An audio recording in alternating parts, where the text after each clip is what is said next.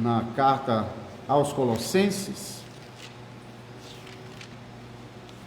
como o apóstolo ensinou aos irmãos de Colosso e Laodiceia, para quem a carta devia ser lida também, e também a todos nós hoje que pela providência de Deus temos em nossa mão a Escritura, e podemos também aprender.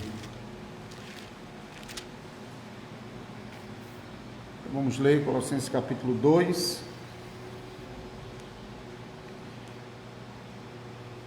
Gostaria, pois, que soubesseis, com grande luta venho mantendo por vós, pelos laudicenses, e porquanto não me viram face a face, para que o coração deles seja confortado e vinculado juntamente em amor, e eles tenham toda a riqueza da forte convicção do entendimento, para compreenderem plenamente o mistério de Deus, Cristo, em quem todos os tesouros da sabedoria e do conhecimento estão ocultos. Assim digo, para que ninguém vos engane com raciocínios falazes. Pois, embora ausente quanto ao corpo, contudo em espírito estou convosco, alegrando-me e verificando a vossa boa ordem e a firmeza da vossa fé em Cristo. Ora, como recebeste Cristo Jesus, o Senhor, assim andai nele.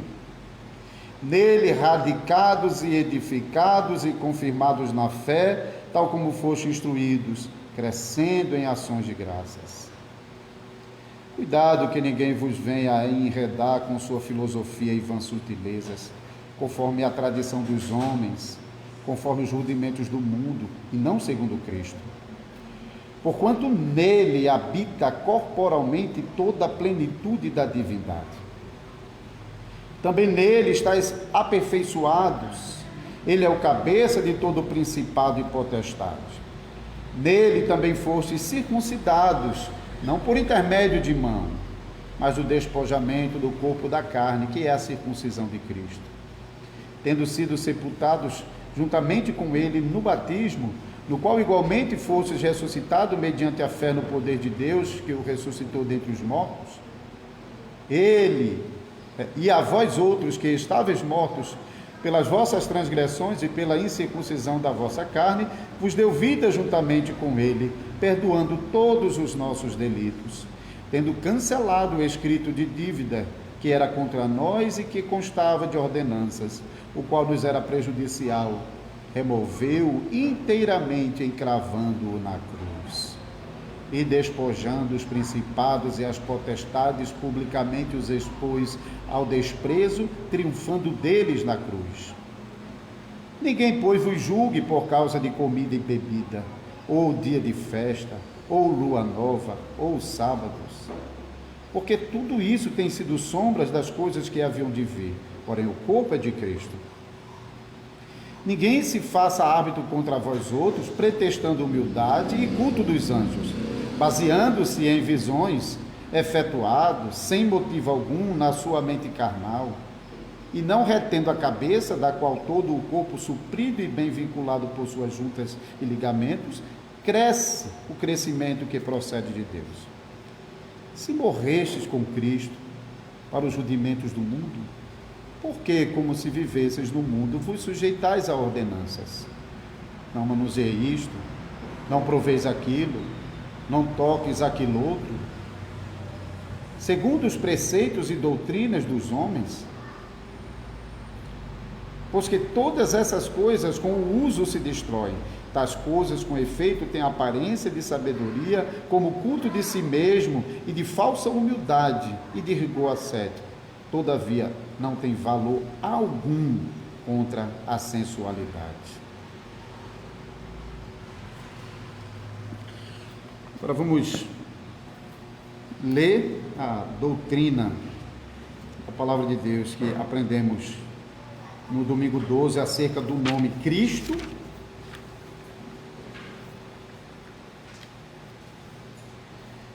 Pergunta e resposta 31. Por que que razão ele é chamado de Cristo, que quer dizer ungido? Porque ele foi ordenado por Deus, o Pai, e ungido com o Espírito Santo, para ser nosso supremo profeta e mestre, que nos revelou completamente o propósito secreto e a vontade de Deus quanto à nossa redenção, nosso único sumo sacerdote, o qual, por um único sacrifício do seu corpo, nos remiu e intercede continuamente por nós diante do Pai, e nosso Rei eterno, que nos governa pela sua palavra e por seu Espírito, e que nos defende e preserva na redenção que ele conquistou para nós. Pergunta e resposta 32. Por que você é chamado de cristão? Porque pela fé sou membro de Cristo, e por isso partilho da sua unção, para poder, como profeta, confessar o seu nome, como sacerdote, apresentar a mim mesmo como sacrifício vivo de gratidão a ele, e como rei, de livre e boa consciência, combater o pecado e o diabo nessa vida, e no porvir reinar eternamente com ele sobre todas as criaturas. Vamos orar. Senhor Deus, mais uma vez, nós apelamos para a tua bondade e misericórdia, que até agora se tem mostrado também em que nós temos podido atender o chamado do Senhor para o culto. Estamos aqui e estamos prontos para ouvir a mensagem da palavra de Deus. Por isso, ó Deus, nos presenteia com a pregação da tua palavra, assim como já nos fizeste ouvir a leitura dela no capítulo 2 da carta do apóstolo Paulo aos Colossenses. Nós pedimos que o Senhor possa nos proteger de qualquer interveniente, tanto externo quanto dentro do recinto em que nós estamos, e nos ajude também a vencer as fraquezas da nossa natureza humana, que nos impede muitas vezes de ouvirmos com atenção e com dedicação a tua palavra. Por favor, nos ajuda, nós te pedimos, em nome de Jesus Cristo. Amém.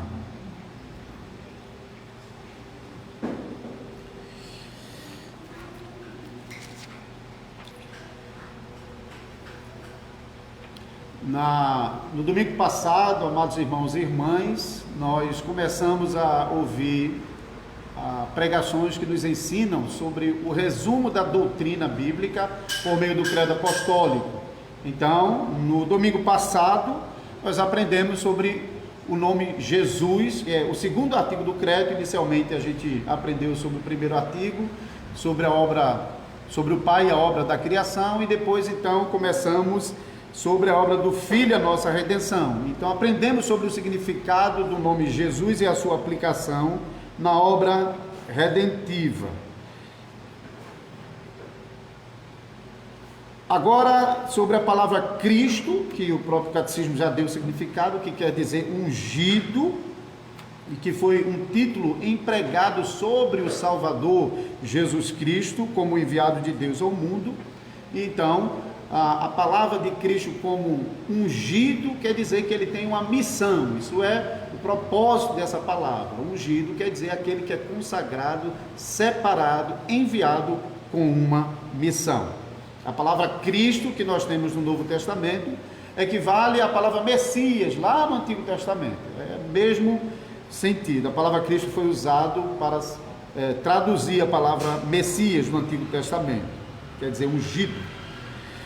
No ano passado, eu explorei mais esse aspecto da tripla missão do Salvador, como ungido de Deus, e falamos um pouco mais sobre a sua missão como profeta, como sacerdote e como rei.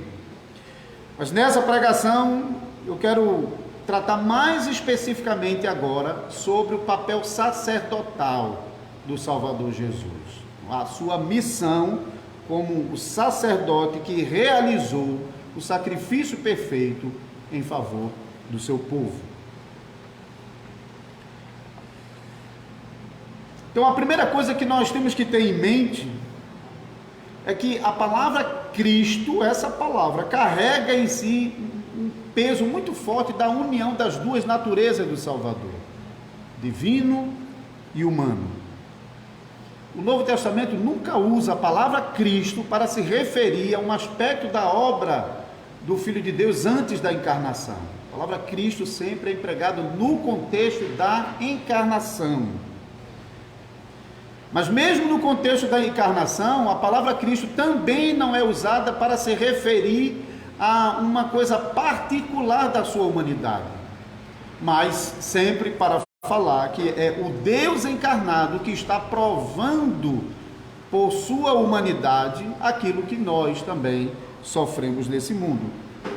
Por isso lemos no texto de Romanos anteriormente que ele assumiu a nossa natureza, exceto o fato que ele não tinha pecado, ele assumiu as mesmas fraquezas da nossa natureza humana, para provar, assim como nós, aquilo que nós sofremos e sentimos nesse mundo como seres humanos caídos. Então, toda vez que estamos lendo a palavra Cristo no Novo Testamento, devemos ter em mente que aquela atividade não é uma atividade particular da divindade ou particular da humanidade, mas é a atividade das duas naturezas do Salvador, que são combinadas na pessoa divina do Cristo. O apóstolo Paulo estava preocupado que os irmãos de Colosso e também de Laodiceia, mas também veja que a preocupação dele no versículo 1 é abrangente. Gostaria, pois, que soubesse com grande luta venho mantendo por vós, pelo Laodicense e por todos quanto não viram a minha face. A preocupação de Paulo era justamente que a fé desses irmãos permanecesse firme na confissão do Cristo que eles haviam aprendido, crido e aceitado. Os irmãos haviam aceitado Jesus não apenas como um Salvador, mas como Cristo. Foi revelado a ele o mistério da divindade encarnada no Salvador. Versículo 6, por exemplo, Paulo diz: ora, como recebeste a Jesus, o Senhor, assim andai nele. Da mesma maneira que você ouviu e aprendeu, continue nele. E eles precisavam lutar para manter essa confissão. Versículo 7, nele, radicados, edificados e confirmados na fé, tal como foste instruídos, crescendo em ações de graças. Então, a preocupação do apóstolo é que aquilo que os irmãos haviam aprendido sobre o Salvador, o Cristo, pudesse ser preservado neles e eles se firmarem nessa confissão e eles pudessem então, com base nessa confissão, progredir em gratidão, a vida de gratidão, com ações de graças, como nós vimos no final do versículo 7. Para realmente se manter firmemente nessa confissão, que o apóstolo Paulo está trazendo a eles mais uma vez, nós lemos o versículo 2, que eles precisavam de toda a riqueza da forte convicção do entendimento, para compreenderem plenamente o mistério de Deus, Cristo. Quando Paulo escreveu a segunda carta aos Coríntios, no capítulo 5, versículo 19, ele afirma a mesma coisa, mas dizendo de maneira diferente. Ele diz: Deus estava em Cristo reconciliando consigo o mundo. Outra maneira de dizer que esse é o mistério de que Deus estava em Cristo. Ali não era um mero homem, Deus estava em Cristo. E essa afirmação é ainda mais categórica no versículo 9.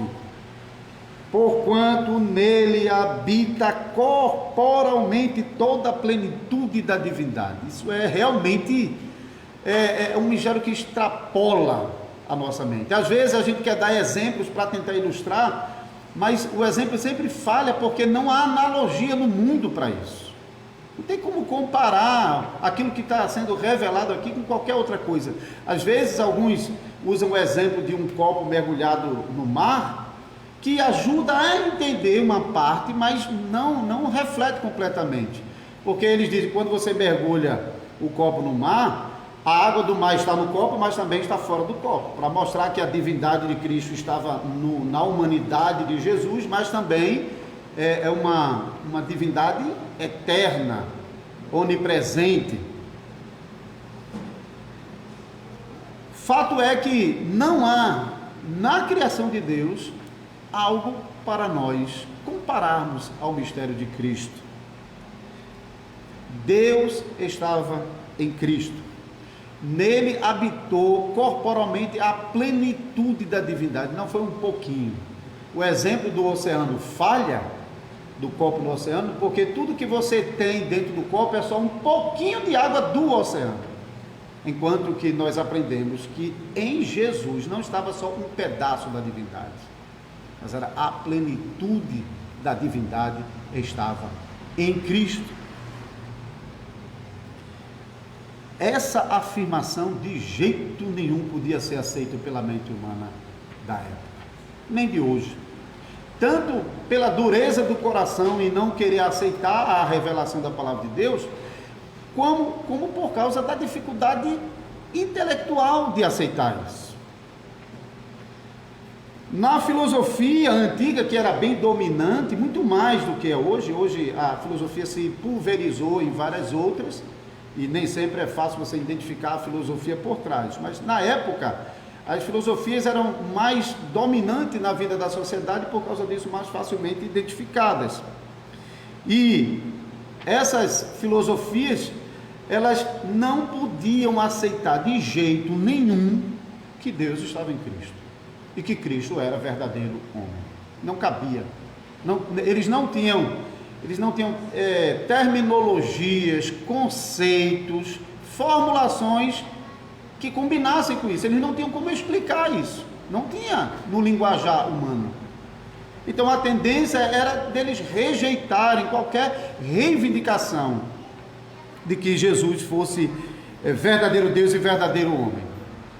Existe até um esquema de um filósofo chamado Valentino, eu não vou progredir nisso, mas ele colocava o mundo distribuído em eras, em aeões, e ele dizia que Jesus era o principal desses aeões. Isso combinava com aquilo que Ario veio dizer depois, que Cristo era apenas a principal das criaturas, mas não o Deus, a essência das coisas. E nessa filosofia que provavelmente estava bem em voga também em Colosso, Cristo estava sendo reduzido a uma entidade. Então Cristo não era o Deus Todo-Poderoso, habitando em uma humanidade. Cristo era uma entidade, uma dessas divindades que compunha o todo, ainda que ela fosse uma divindade importante, mas ainda era uma tendência de reduzir Jesus a alguma coisa num esquema maior. Por isso Paulo, já no capítulo 1, ele já indicou que Cristo está acima de tudo. Ele é o cabeça de toda a criação. Por ele todas as coisas foram feitas, e sem ele nada do que foi feito se fez. João também repete isso no Evangelho, capítulo 1. E aqui Paulo diz mais uma vez, não, ele não é apenas um pedacinho da divindade, nele habitou corporalmente a plenitude da divindade. Mas veja, Paulo está reagindo contra todo o pensamento vigente. O versículo 4, ele diz: ninguém vos engane com raciocínio falazes. E no versículo 8, ele diz: cuidado que ninguém vos venha enredar com sua filosofia e vã sutileza, conforme as traduções dos homens, conforme os rudimentos do mundo, e não segundo Cristo. Todos esses pensamentos não são de acordo com o mistério de Cristo que nos é revelado. De fato é um mistério, e Paulo reconhece isso. Não era possível que os nossos antepassados tivessem um entendimento tão claro acerca desse Messias que foi prometido. Somente com a encarnação do Filho de Deus, com a revelação do anjo de que aquele ente santo seria ele mesmo o Deus presente, é que nós então podemos hoje confessar com toda a nossa força que Deus estava em Cristo. Cristo é o cabeça da igreja, E nós, unidos a Cristo, somos salvos dos nossos pecados e vimos a vitória de Cristo sobre os nossos inimigos. Esse é o resumo dos versículos 10 ao 15. Também nele estáis aperfeiçoados. Ele é o cabeça de todo principado e potestade. Nele também fostes circuncidados, não por intermédio de mãos, mas no despojamento do corpo da carne, que é a circuncisão de Cristo. Tendo sido sepultados juntamente com ele no batismo, no qual igualmente fostes ressuscitado mediante a fé no poder de Deus, que o ressuscitou dentre os mortos.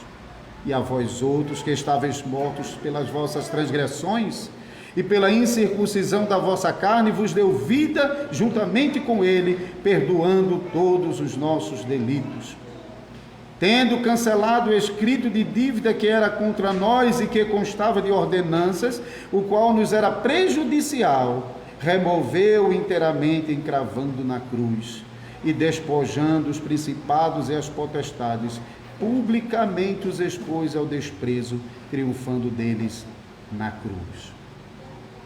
Como nós ainda vamos falar sobre o modo e o papel da morte de Cristo mais especificamente, então eu só resumi isso aqui para que os irmãos entendessem que, como Paulo está colocando a morte de Cristo dentro da sua encarnação e dentro do papel que ele exerceu como Cristo.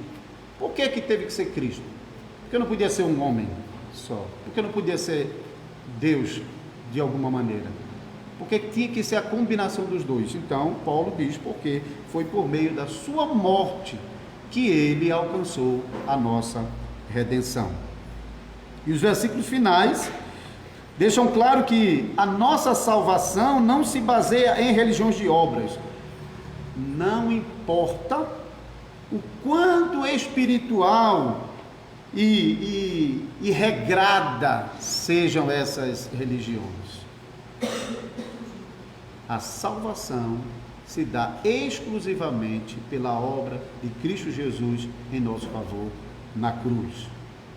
Veja os versículos 16 a 23, que o que Paulo está condenando aqui é exatamente aquilo que essas falsas religiões, que tendiam a reduzir Jesus a alguma coisinha, estavam pregando. E muitas vezes estavam se mostrando impressionantes. Religiões realmente cheias de regras, de caminho, de observações e de manifestações de poder até no meio deles.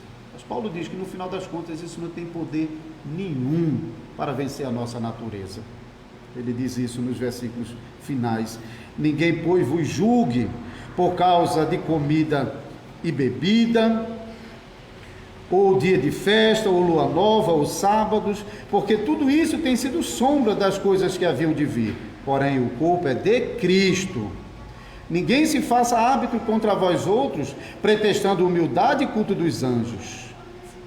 Fenômenos espirituais, poderosos, baseando-se em visões, enfatuados, sem motivo algum na sua mente carnal, e não retendo a cabeça, do qual todo o corpo suprido e bem vinculado por suas juntas e medulas cresce o crescimento que procede de Deus.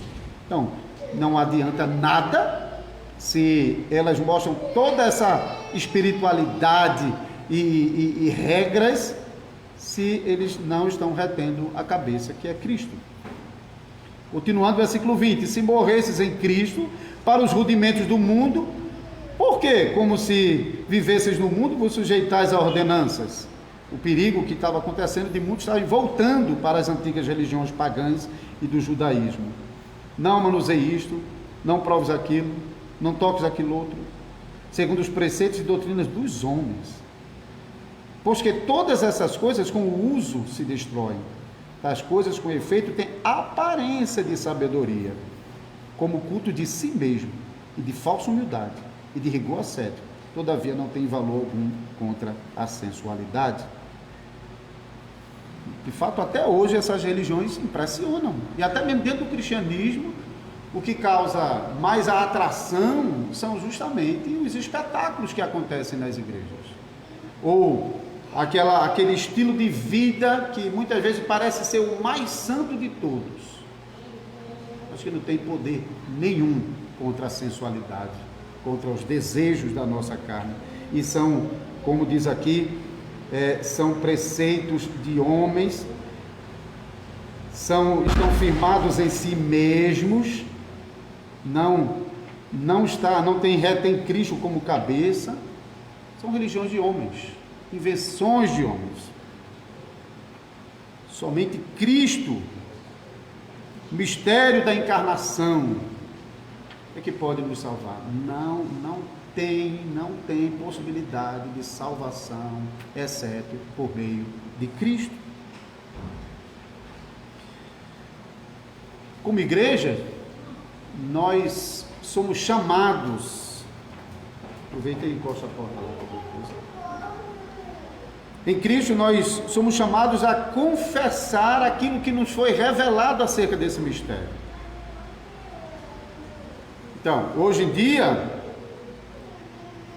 muitos cristãos até aceitam que Jesus Cristo é verdadeiro Deus, verdadeiro homem, mas não conseguem dizer nada sobre essa confissão. Por que eles confessam isso? Por que afirmar que Jesus é 100% Deus e 100% homem, se você não sabe a utilidade disso e o propósito disso?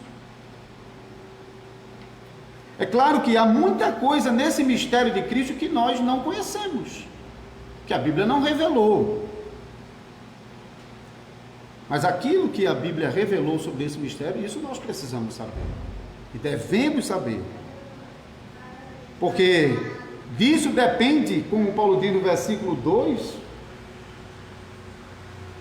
toda a riqueza da força, da forte convicção do entendimento para compreenderem plenamente o mistério de Cristo.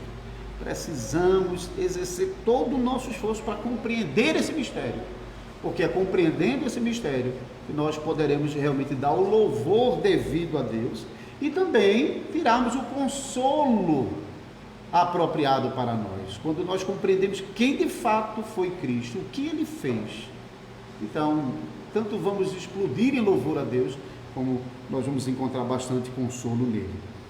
Então, eu separei 3 coisas aqui que nós precisamos conhecer acerca do Cristo enquanto o Deus encarnado, enquanto as duas naturezas operantes. Começando do versículo 9, nele habita corporalmente toda a plenitude da divindade. Isso que nós estamos lendo aqui. Deus assumiu uma natureza humana para nunca mais se separar dela. Nós devemos nos lembrar de uma frase que sempre repetimos no contexto de casamento, que vem da palavra de Deus, aquilo que Deus uniu, não separe o homem. Podemos aplicar esse princípio também na encarnação do Filho de Deus. Aquilo que Deus uniu, ninguém deve separar. No domingo 18, que a gente vai ver ainda mais para frente, nós veremos que nem quando Jesus morreu, a divindade se separou da humanidade, nem na morte. Naquele momento nós veremos mais sobre isso. Isso é parte de um mistério também, porque se morreu, como a divindade continuou unida à humanidade? A Bíblia ensina em várias partes da Escritura, além daquilo que nós já vimos em Romanos 8 e também aqui em Colossenses 2, sobre a divindade de Jesus Cristo e particularmente sobre a sua divindade. Nós lemos nos primeiros versículos de João 1-3, mostrando que Jesus é o Verbo, que é Deus, que estava com Deus no princípio. E depois lá no versículo 14 nós leremos que esse Verbo foi o que encarnou. Várias outras passagens nós lemos sobre a sua divindade. João 8:58, os fariseus perceberam que Jesus estava se fazendo igual a Deus, tanto é que tentaram matá-lo. E também em Hebreus, o primeiro capítulo e também o segundo capítulo mostram quem Jesus é. Jesus não é uma criatura de Deus, mas ele é o Deus que se encarnou e por meio do qual todas as coisas vieram no passado à existência. Ele é o único mediador entre Deus e o homem, conforme Paulo escreveu Timóteo 2,5. Era homem sem pecado, conforme Hebreus 2, 14 e 15, um homem que sentiu fome, como a gente sente, em Mateus 21, 18, sofreu por causa de cansaço, João 4, 6, teve sede, João 19, 28, e provou a morte, Hebreus 2, 9. Então, temos várias passagens que realmente estão mostrando Jesus como Deus, ele é divino. Outras passagens mostrando ele é humano. E temos também passagens que mostram que as duas coisas estão unidas, como o Colossenses está fazendo, e o versículo 9, particularmente, mostrando que nele estava habitando corporalmente a plenitude da divindade. E essa mesma coisa a palavra de Deus diz em outras passagens. Então, precisamos ter em mente esse mistério da encarnação.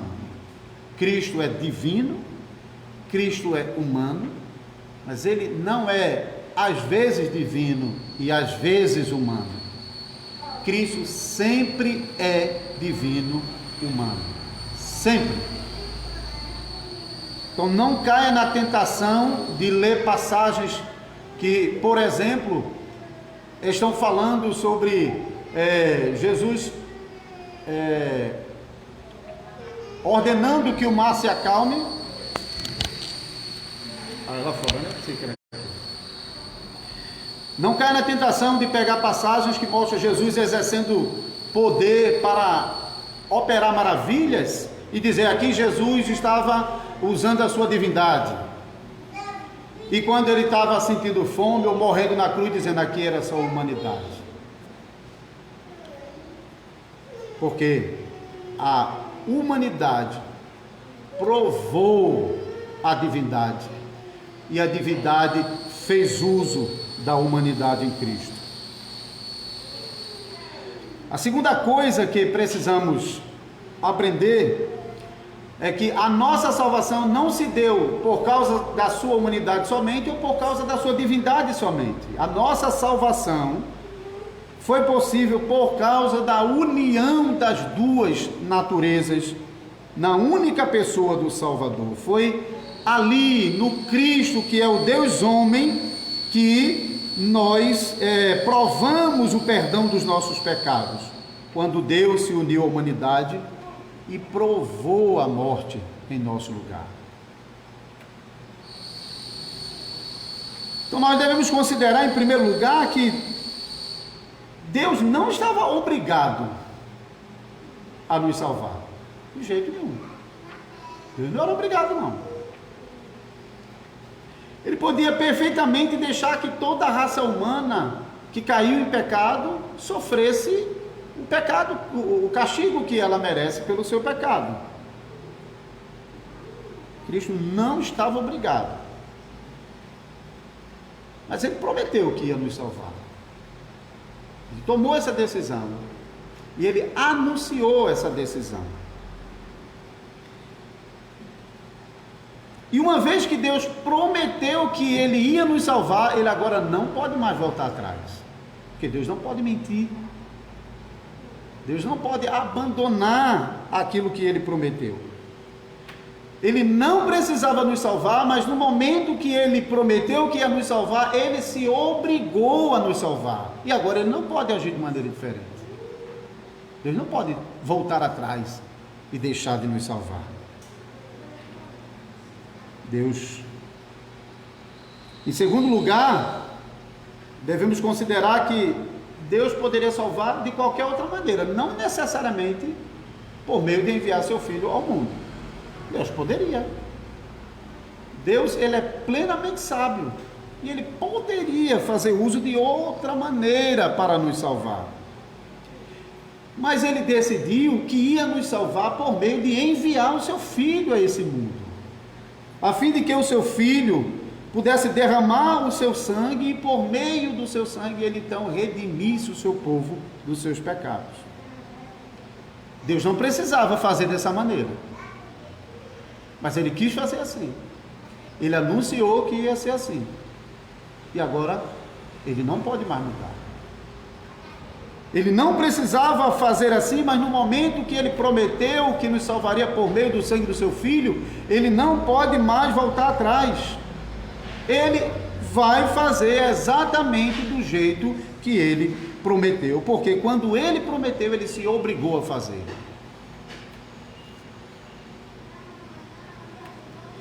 E nós temos em Jesus Cristo uma consciência desse plano salvador tão grande, que durante todo o tempo em que Jesus esteve no seu ministério terreno na cruz, ele esteve consciente dos seus pecados. Se você for em Mateus capítulo 16, a partir do versículo 21, ele começa, daí até o final do livro, ele, de vez em quando ele está repetindo aos discípulos: é necessário que o Cristo padeça, morra e ressuscite no terceiro dia. Jesus repete várias vezes o plano da redenção por meio do sangue do Filho de Deus. Ele sabia que o plano de Deus não podia acontecer de outra maneira, tinha que ser assim, tinha que ser por meio da sua morte. Ele não podia fugir disso e não fugiu disso até o último momento. Mesmo naquele momento mais angustiante da sua vida, quando ele estava no Getsemane, e ali ele anteviu a agonia da cruz. A gente sabe o que é isso, quando quem tem medo de dentista, antes de entrar na sala do dentista, começa a sofrer antes de começar o tratamento. Jesus começou a sofrer na sua alma a agonia infernal, quando ele estava no Getsemane, prevendo o que ia acontecer logo em seguida na cruz. Sofreu, e a angústia foi tal que ele suou como gotas de sangue escorrendo e caindo em terra. E é muito interessante que naquele momento o Cristo se expressou num ato de desespero, orando ao Pai, dizendo: Pai, se existe alguma maneira de tu salvar o teu povo, sem precisar disso, sem precisar que eu beba esse cálice, sem que seja necessário que o teu filho derrame o sangue na cruz, por favor, faz isso.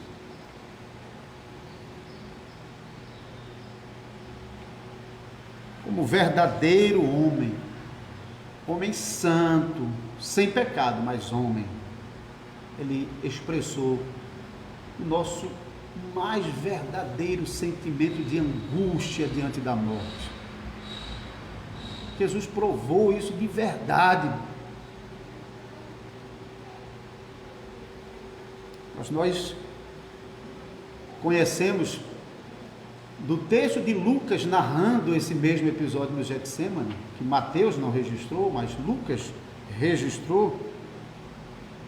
Nós sabemos que no capítulo 22, versículo 44, que Jesus 3 vezes foi a orar ao Pai, pedindo: Pai, se possível, passa de mim esse cálice. Aí Lucas 22, 44 diz: e Deus enviou um anjo que o confortava. Ou seja, não tinha outra maneira para realizar a obra da redenção. Jesus tinha que enfrentar a cruz. E a resposta do Pai foi enviar um anjo para consolar e preparar o coração do nosso Salvador para aquilo que ele teria que provar na cruz do Calvário. Por isso, Jesus sai dizendo sempre: mas faz a tua vontade. E Jesus fez. Ele não fugiu da sua missão como nosso perfeito sumo sacerdote. Tanto aquele que oferece, como sendo ele mesmo o sacrifício oferecido, o sacrifício perfeito. Mesmo depois da sua ressurreição, Jesus continuou instruindo os seus discípulos que era necessário que o Cristo padecesse, morresse e ressuscitasse no terceiro dia. Ele disse isso para aqueles discípulos que estavam no caminho de Emaús. Lucas 24, versículo 26. Jesus disse: porventura não convinha que o Cristo padecesse e entrasse na sua glória? E depois Jesus, usando a lei e os profetas, falou sobre várias passagens da Escritura do Antigo Testamento que já ensinava que o Cristo haveria de padecer pelos pecados do seu povo. E ainda,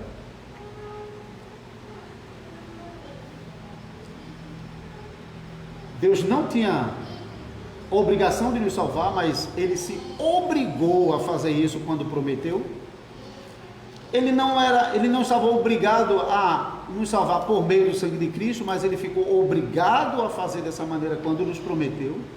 Em terceiro lugar, nós veremos que Cristo é o nosso perfeito substituto, dado por Deus, para ir em nosso lugar, cumprir a justiça que a lei exigia e sofrer o castigo que nós merecemos. Fora Cristo, ninguém mais. Se Cristo não cumpriu isso, acabou-se toda a esperança de salvação. Porque Hebreus 10,4 diz: nenhum animal poderia nos substituir. E isso era tudo que o Antigo Testamento tinha para apontar para a promessa do Salvador. Também já haviam se passado milhares de anos e ninguém conseguiu escapar da corrupção e da culpa do pecado como descendente de Adão. Romanos 3,23 diz: todos pecaram, destituídos estão da glória de Deus. Cada um de nós precisamos de um Salvador que nos substitua. Nenhum de nós pode substituir ninguém. Nós precisávamos de um homem verdadeiro, um homem que fosse justo, a fim de cumprir a lei de Deus em nosso favor. Mas também precisávamos de um Salvador que fosse tão poderoso, além de justo, que depois de sofrer o castigo da morte em nosso lugar, ele tivesse poder para voltar à vida. Que homem poderia fazer isso? Qual mortal poderia fazer isso? Por isso nós precisávamos de um Salvador que fosse homem e Deus ao mesmo tempo. E foi exatamente o que Jesus foi para nós, o nosso Cristo, o nosso Deus, homem. E foi exatamente o que Ele fez. Ele morreu pelos nossos pecados. E foi exatamente o que Ele fez. Ele nos substituiu na obediência e no castigo que era necessário a nós. Portanto, amados irmãos e irmãs, Cristo é nosso substituto e verdadeiro representante diante de Deus. Não tem mais ninguém. O único que chegou perto, chegou bem perto, foi Adão, o primeiro Adão. Mas o primeiro Adão falhou em nos representar, falhou em nos preservar na justiça que Deus o criou, na qual Deus o criou. E depois de pecar, ele não tinha condição de nos substituir no castigo. Mas graças a Deus pelo segundo Adão, Jesus Cristo, aquele que veio para fazer o que o primeiro Adão não conseguiu fazer. Adão não obedeceu a Deus. Cristo obedeceu a Deus durante toda a sua vida. Nunca pecou. Em tudo que falou, que ensinou, que fez, ele obedeceu a Deus ativamente. Chamamos isso de obediência ativa.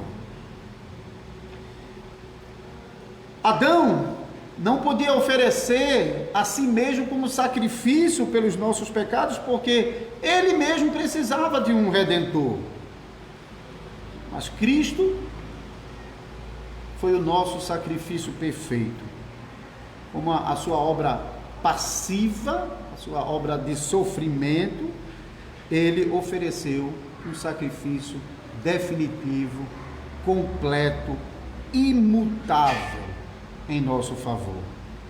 Então, Cristo é o melhor e o único representante da raça humana diante de Deus. Não poderíamos encontrar um representante melhor. Não poderíamos ter um representante que nos representasse tão fielmente, porque Adão não conseguiu. Adão começou, mas não terminou. Falhou em nos representar diante de Deus. Mas Cristo, na sua encarnação, na sua vida, nos momentos finais, quando ele na cruz absolveu os nossos pecados sobre si, ele se mostrou nosso fiel representante. Mas não parou por aí. O nosso Salvador subiu ao céu, e nós veremos mais sobre isso ainda, e ele permanece no céu como representante da nossa natureza.